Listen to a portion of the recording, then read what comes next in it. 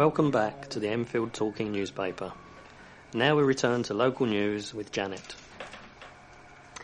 Children took inspiration from an award-winning illustrator when they created their very own murals.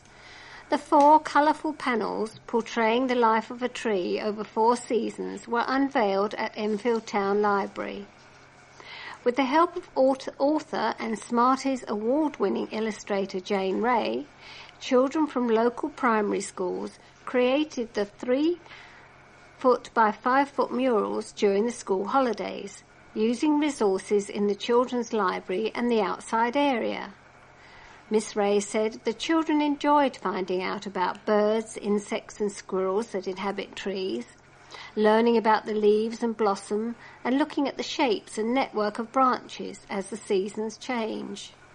Councillor Afa Orhan, Enfield Borough Council's Cabinet Member for Education, Children's Services, Protection and Libraries, said, "These beautiful murals are a constant reminder that Enfield is a borough with hundreds of beautiful trees. This successful project adds interest to the library and shows how much can be achieved through imagination and creativity. The project was funded through the Arts Council's Grants for Arts scheme." A campaigner concerned about the use of stop and search powers has admitted he is fluttered after being mistaken for the enfant terrible of the football world, Mario Balotelli, during a debate in the House of Commons. Tory MP Guy Opperman sparked a flurry of excitement during the backbench debate on the government's drugs policy after mistaking Ken Hines, aged 55, from Edmonton, for the 24-year-old Liverpool striker. Seeming to genuinely believe that the football star was in the public gallery listening to the debate, the MP for Hexham tweeted, "Liverpool striker Mario Balotelli has popped into Commons Gallery to watch the drug policy debate, wearing sharp suit, pink shirt and a poppy."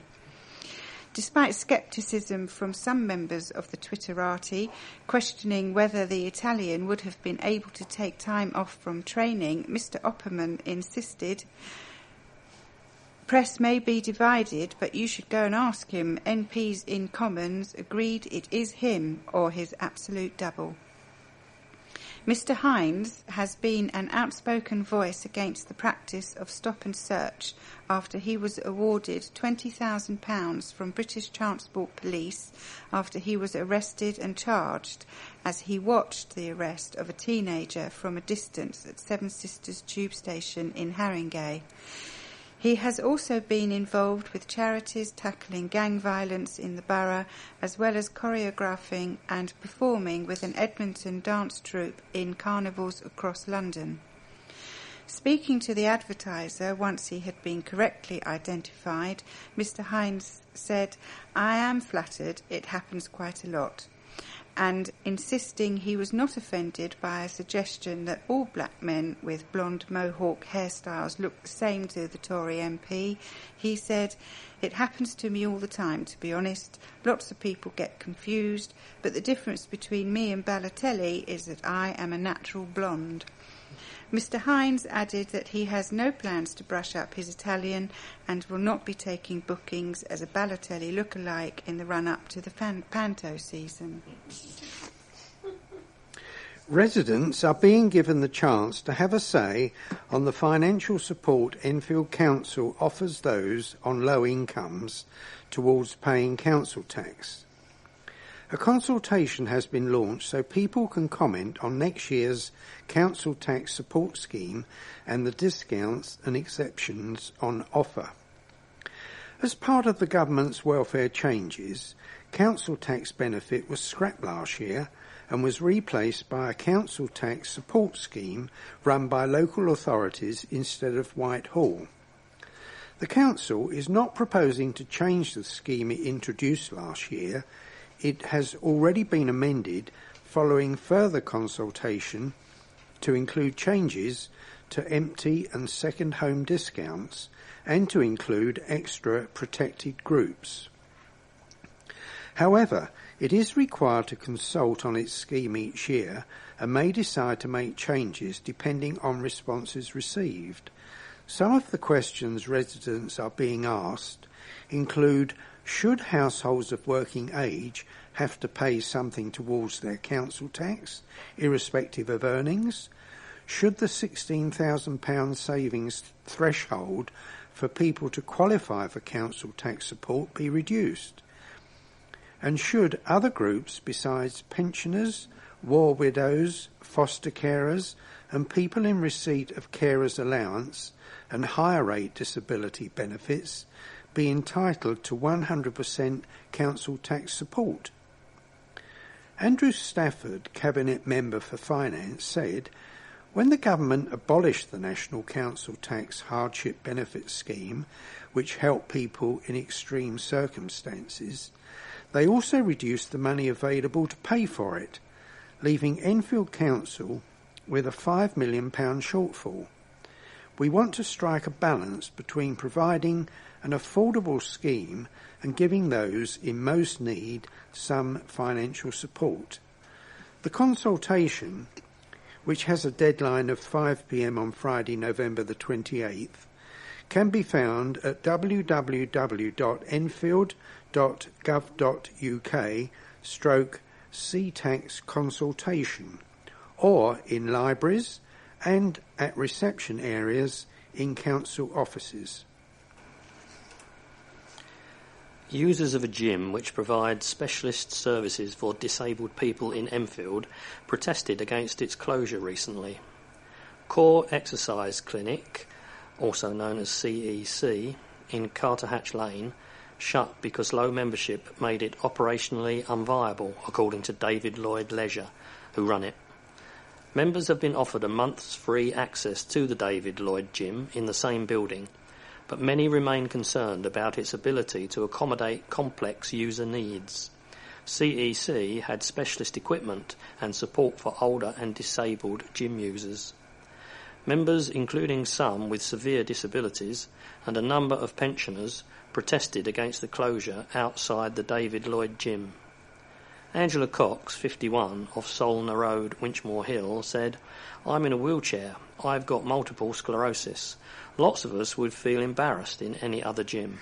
I couldn't work full-time if I didn't do some form of exercise." Anne-Marie Lammy, 62, of Bagshot Road, Bush Hill Park, said, "I don't know where I'm going to go. I don't like loud music and I'm scared of lots of people. At Lloyd's there are 2 sets of doors you have to open manually." Dave Webster, 50, of Morley Hill, Enfield, said of CEC, "They offer health checks for things like cholesterol, very important at my age. It's a unique clientele with unique circumstances. Many need it but wouldn't go to another gym." Andy Beattie, 59, from Cheshunt, added, "The way they behaved was an absolute joke, disgraceful. We've had a month's notice." A spokeswoman for David Lloyd Leisure said, "It's regrettable that David Lloyd Leisure has been left with no other option than to close the CEC. The closure is the result of a significant and continuous reduction in the clinic's membership base, which has made it operationally unviable. The team has worked hard to accommodate members' needs within the club, which has disabled access," she added. "We have reassured the members affected that they will continue to receive the same expertise and frequency of health assessments and reviews. The club is introducing CEC classes in cases where there is no existing equivalent, and the gym layout is being altered to accommodate specialist equipment requirements." A property owner has vowed to carry on his fight to seek a full judicial review of the council's plans to bring in a scheme to license private landlords after a judge upheld only part of his challenge.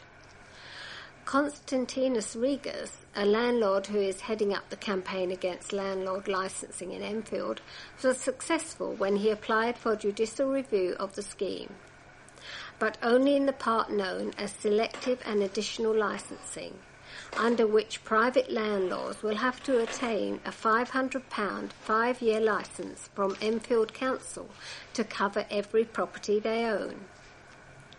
At the Royal Courts of Justice last month, Mr Justice Oasis gave Mr Regas permission to challenge the additional licensing of homes in multiple occupancy, but threw out the challenge to the Council's selective housing scheme, which covers single private households, meaning this can now be implemented. However, Mr Regas has told the Advertiser that he will be appealing against the court's decision on the single private household aspect of the plans. I believe the scheme is unlawful, irrational and unreasonable, he said. I don't think that the scheme meets the legal tests set out in the Housing Act, and the evidence against antisocial behaviour does not support the plan. In order to secure a licence, landlords have to provide references from tenants and ensure sufficient health and safety measures are in place, as well as procedures to deal with antisocial behaviour and environmental crime. However, Mr Regas believed that this would limit tenants in what they could do privately in rented accommodation. There are conditions in the plans which say that vans cannot be parked on driveways. But what about tradesmen who rent, he added. And to have to display the licence in the property would limit how tenants could decorate their homes. However, the council remains adamant that the scheme is needed to curb antisocial behaviour in the borough. A cabinet member for housing said, "The council remains committed to vigorously defending my challenge to plans to introduce much-needed licensing of the private rented sector. We've been successful once in court, and our independent legal advice team that we will be again." Blues concerts held in Broomfield Park over the summer raised more money than expected for charities. For 5 Sundays in August, the park in Palmer's Green came alive with the sound of music.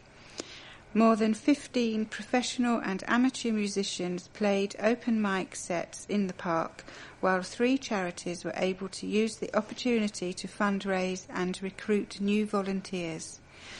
Despite major disruption to one of the events due to bad weather from the remnants of Hurricane Bertha, the North London Samaritans, Noah's Ark Children's Hospice, Barnet, and the Ruth Winston Centre, Palmer's Green, managed to raise £1,000 between them. The size of the sum is thanks in part to event sponsor, estate agent Palmer's Green Winkworth, and the Vintage Blues Association, both of whom stumped up the money that the charities would have raised on the day during which the event lost revenue because of Hurricane Bertha. The rest of the money was raised from the sale of coffee donated by Starbucks of Palmer's Green and by one big donation from a particularly generous resident. Taylan Yusul, a fundraiser from Noah's Ark, said, "We're delighted with this contribution."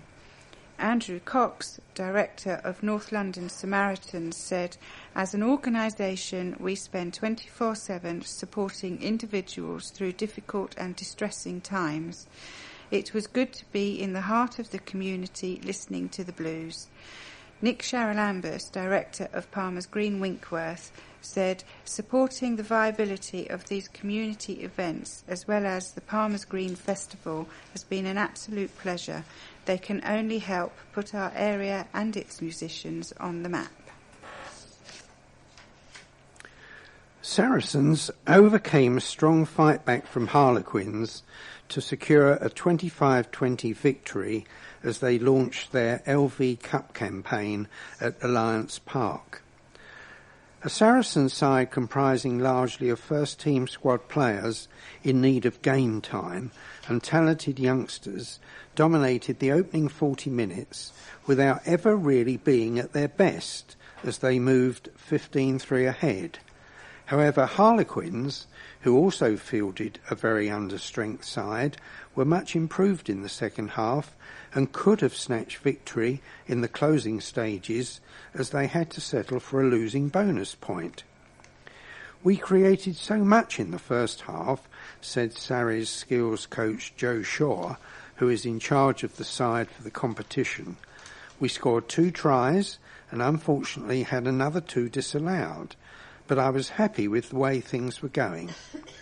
We were forcing things a little, but let's give credit where credit is due. Harlequins are a good side. Our aim in the second half was again to get down into their half and start to play, but they stopped us from doing that. We are happy to get the win and move on to face the Ospreys on Friday. Duncan Taylor and Mike Ellery both crossed the line for Saracens in the first half, with Ben Spencer adding a conversion and a penalty, while Quinn's only points prior to the interval came from a Louis Grimaldi penalty. Jack Wilson added a further try for Sarries in the second period, while Spencer kicked 5 more points.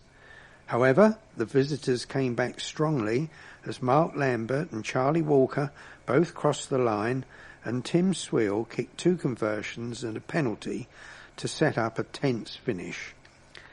Meanwhile, Saracens have signed former Northampton hooker Brett Sharman, who had been on trial at the club, for the rest of the season to provide cover for the injured Schalke Brits.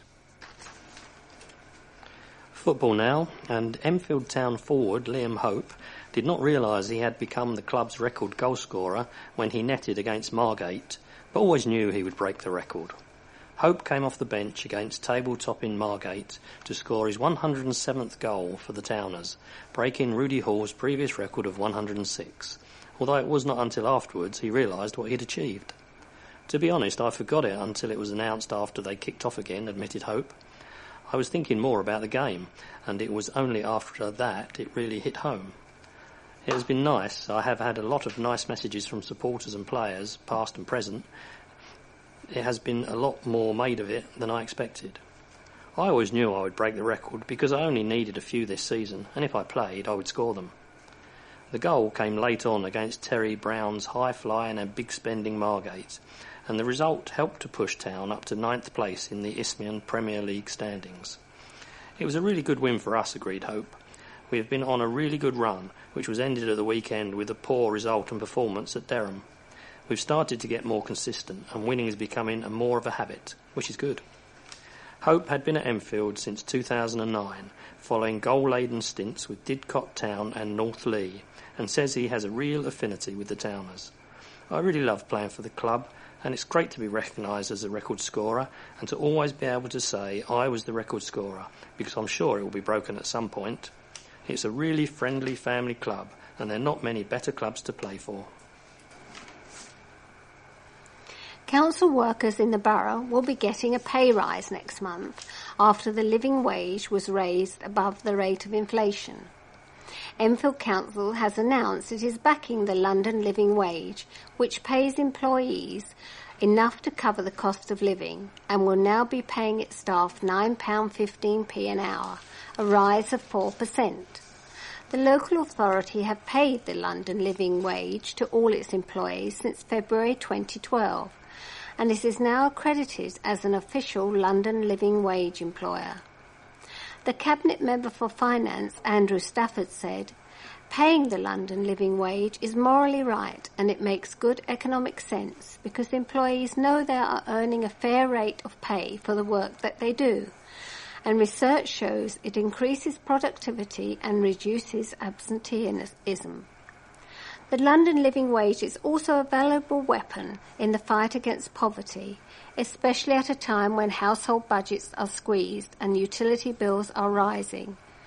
It's important the council practices what it preaches by leading the way in treating its staff with dignity, respect and consideration. The Living Wage Foundation said that the threshold was 21% higher than the national minimum wage of $6.50 an hour. An Enfield school will go up against 30 schools from across London in one of the biggest debating competitions in the country. Pupils from Highland School in World's End Lane, Enfield, will compete at University College London in the Debate Matters competition. Teams of 16 to 18-year-olds will travel from all corners of London to debate topics such as three-parent IVF, and whether the UK should leave the European Union. Sports people should be seen as role models, and if artistic expression should ever be censored. Judges, who include Green Party leader Natalie Bennett, Independent and Channel 4 news journalist Kunal Dutta, and politics.co.uk editor Ian Dunt, will examine the students' ability to research a topic and respond to questioning when their ideas are put under intellectual pressure, with ultimately content ruling over style. Successful teams will progress to the regional finals next spring. Several thousand wetland plants have been planted in a bid to improve water quality. Waterway charity Thames 21 dug deep to plant 3,900 wetland flowers, grasses and reeds in Salmons Brook and its tributaries. The river is badly polluted by chemicals and heavy metals washing off roads when it rains, and properties with misconnected plumbing for household appliances, sinks, showers and toilets. Amy Felis, Salmons Brook Healthy River Challenge project manager, said it has been very satisfying to see the rainscapes created with help from wonderful local volunteers. The plants are starting to thrive and grow strong. By next summer, the wetlands will be lush pollution busters, bringing new wildlife to the area. The streams of the Salmons Brook will face a much better future with more rainscapes. Ian Russell, Senior Flood Engineer at Enfield Borough Council, said these projects demonstrate the effectiveness of working together with local communities and making the most of natural processes to improve Enfield's watercourses. The Council are pleased to support the Salmons Brook Healthy River Challenge project and hope to extend this approach to other catchments in the borough. 2 more rainscapes will be created as part of the Salmons Brook Healthy River Challenge, with the wet woodland on Hounsdon Road to be restored and a former council tree nursery next to the A10. 2 men have been sentenced for their part in a plot to smuggle almost 600,000 cigarettes, worth an estimated £160,000, into the UK. Student Alan Sally, 33, of Bounces Road, Edmonton, and delivery driver Karzan Amidi of Brighton were sentenced at Wood Green Crown Court recently. The pair met in Edmonton, where they drove to a residential street and parked their vehicles back to back with the rear doors open. Her Majesty's Revenue and Customs officers intercepted the pair and found almost 600,000 cigarettes in the vans. Both Sally and Amidi were arrested on suspicion of being knowingly concerned in the fraudulent evasion of excise duty. David Margree, Assistant Director of Criminal Investigations at HMRC, said, "Tobacco smuggling is a very serious offence, depriving the taxpayer and the economy of around £2 billion a year. Sally and Amidi thought their criminal actions would go undetected. They were wrong and are facing the consequences. Anyone with information regarding tobacco and alcohol fraud is encouraged to contact the Customs hotline on 0800 59 5000. A search of Sally's white transit van revealed 96,000 Mayfair cigarettes in unmarked brown boxes, while Amidi's white rental van contained 502,000 Mayfair cigarettes, also in unmarked brown boxes. Both consignments of cigarettes were seized. The pair were charged the following day. Amidi pleaded guilty to the charges prior to the trial. Sally pleaded not guilty and was found guilty after a 2-day trial on September the 24th. Sally, an Iraqi national, was sentenced to 1 year in prison, suspended for 2 years, and ordered to carry out 250 hours of unpaid work. Amidi was sentenced to 8 months with £100 costs. A man has been jailed for 12 weeks after falsely claiming more than £45,000 in benefits. Carl St George, aged 48, of Morley Avenue, Edmonton, claimed £48,720 in benefits between April the 1st, 2009 and November 2013. Having moved into the house in 2001, St George said he was living with his daughter in the home he was renting from a Mr N Thomas, and claimed for housing benefit and council tax benefit. In 2005, he told the council that his landlord had changed and the property was now owned by Natalie Jennifer Thomas and her sister, to whom St George declared he was not related. However, following an investigation, it was discovered Miss Thomas was in fact the mother of St George's 2 children. His 7-month-old son came to live with him in 2006. After Enfield Borough Council decided to prosecute St George, he pleaded guilty to dishonestly failing to notify a change of circumstance between April the 8th, 2004 and January the 20th, 2014. He was sentenced at Wood Green Crown Court in Haringey. Keeping his clients satisfied has earned a young solicitor a national award. Lawrence Jugada of OJN Solicitors in London Road, Enfield Town, was given the top-rated solicitor award following nominations from clients. Consumer ratings website vouchered4.co.uk presented Mr Jugada with the award. Mr Jugada, who has been a solicitor for 4 years, said, "Being a top-rated solicitor means a great deal. There are thousands of solicitors in the UK, so to be among the top-rated is a real achievement. What makes it even more special is that I've been selected as a result of support from my clients. It means a lot that they've gone out of their way to help me to get this commendation, and I'd like to thank them all. Almost everyone will seek the services of a solicitor at some point in their lives, but it can be difficult to know what to look for. In my opinion, client testimonials are an important vehicle when it comes to establishing trust, which makes receiving this commendation even more significant." We've reached the end of our programme for this week. Thank you for listening. So from the team of Janet, Sally, Colin and Keith, and Robin on the controls, it's goodbye. Please remember to turn over the address label in your postal packet, put the cassette into the packet and return it to us as soon as possible, in readiness for the next edition. Don't forget you can call Diane de Jersey regarding any help you may require in connection with Enfield Talking Newspaper. The Enfield Talking Newspaper will be with you again in 1 week's time.